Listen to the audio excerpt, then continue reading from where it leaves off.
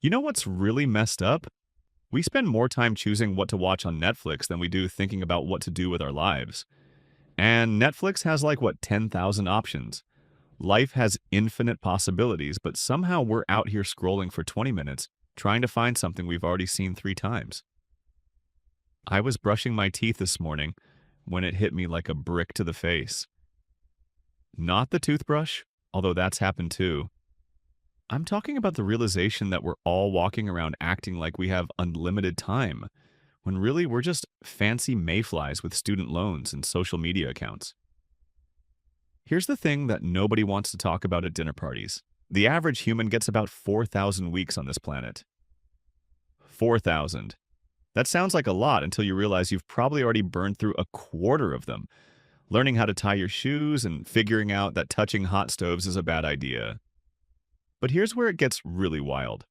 We spend roughly 2,500 of those weeks sleeping, working jobs we hate, sitting in traffic, and arguing with strangers on the internet about whether pineapple belongs on pizza. Spoiler alert, it absolutely does, and I will die on this hill. So what are we left with? Maybe 1,500 weeks of actual living time. And most of us are using that precious time to watch other people live their lives on Instagram while eating cereal for dinner because we're too tired to cook. I mean, I get it. Cereal is delicious and cooking requires pants, but come on. The crazy part is we all know this deep down.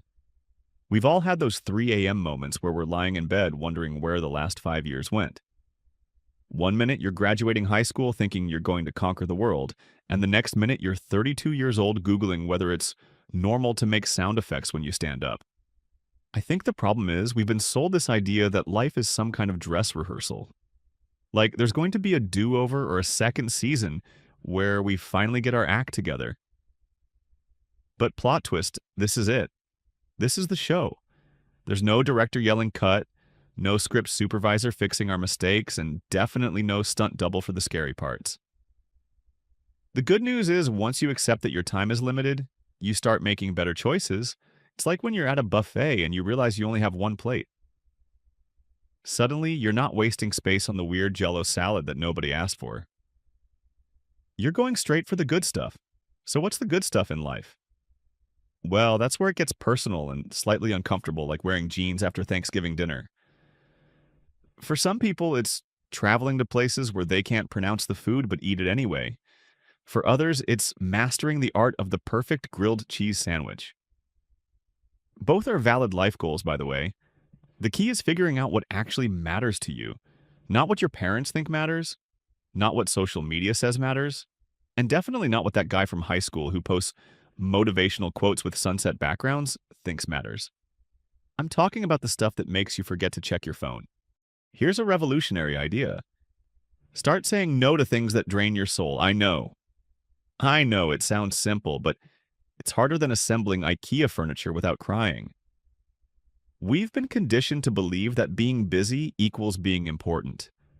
But being busy doing things you hate is just a really expensive way to waste time.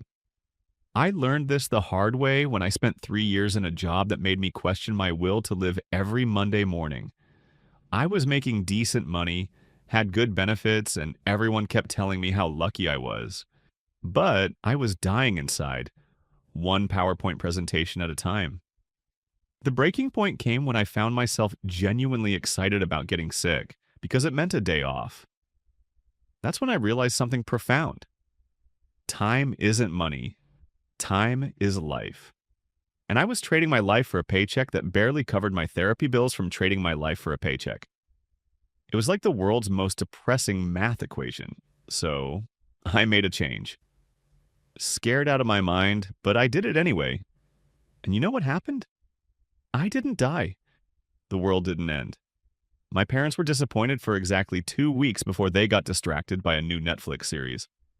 The point is, most of the things we're afraid of aren't actually that scary. We're just really good at imagining worst-case scenarios. It's like our brains are Hollywood producers specializing in disaster movies, but they only have a budget of $3 and a lot of anxiety.